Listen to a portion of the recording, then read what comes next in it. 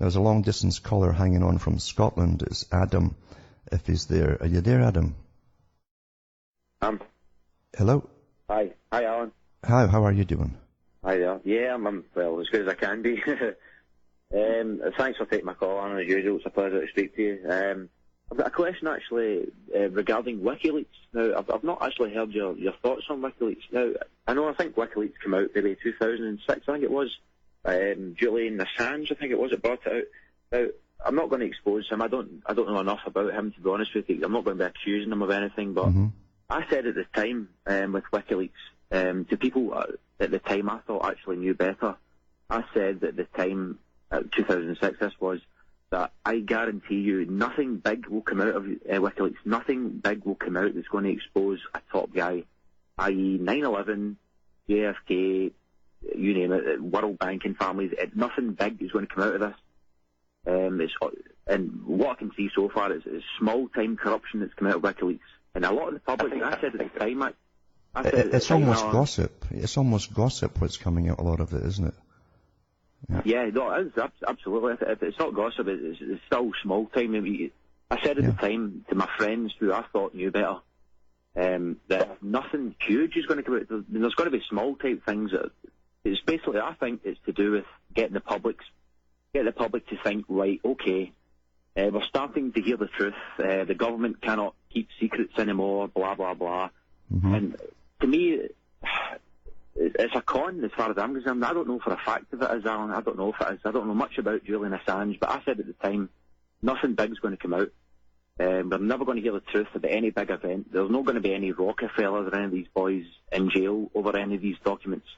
No. And I said at the time as well, and I think it's a key point, I said at the time, let's say 3 years from now, right, if these small-time documents come out exposing things, minor things left and right, I think after a while, even a lot of people who are onto the game, who know what's going on, is going to actually gradually think, well, if that's the case, maybe 9/11's not an inside job, maybe JFK, maybe there's no conspiracies at these top levels, because surely something would be leaked from WikiLeaks. And as I thought, I predicted this years ago, Alan, and I can actually hear some of my friends saying that today. If 9/11 was an inside job, surely would a couple of documents here or here leaked. And we've obviously not heard anything. No, there's nothing. So far. That's right, there's nothing. And I notice it's very selective with the countries he seems to be looking into, and he's avoiding others.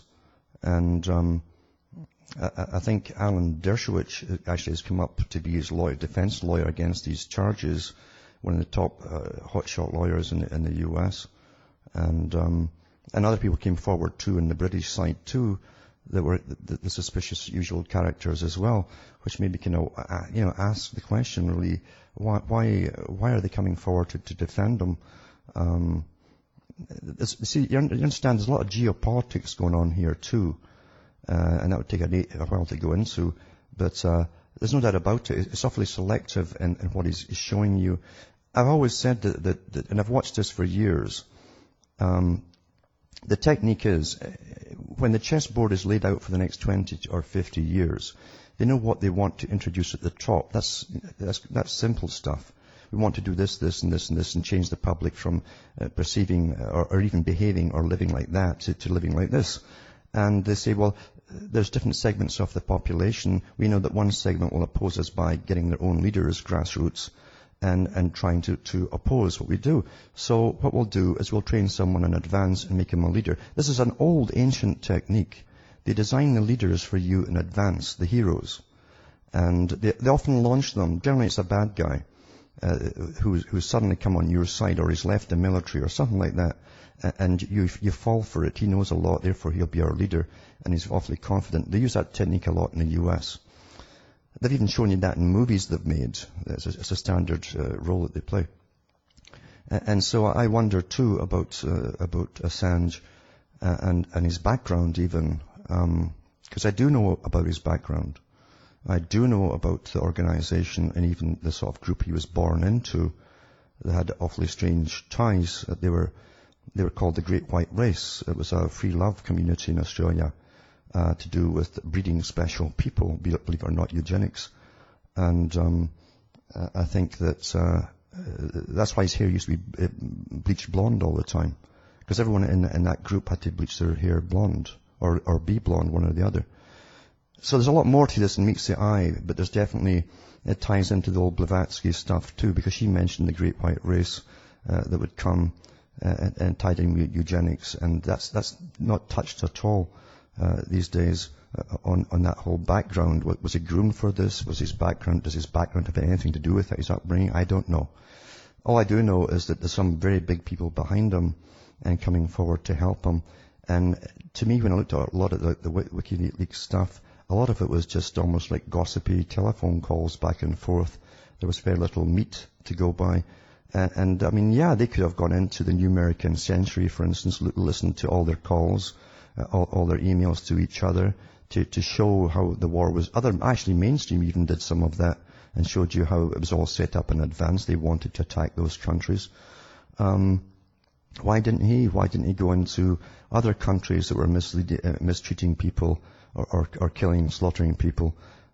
But he mainly focused upon the U.S. side of it. Not that I'm condoning the U.S. side of it, but he definitely concentrated mainly on that. And even Britain got off fairly free as well. So I don't understand it at all. It doesn't make much sense to me. But I am used to them giving us leaders, and sometimes it takes a year or two before you find out what it's all about.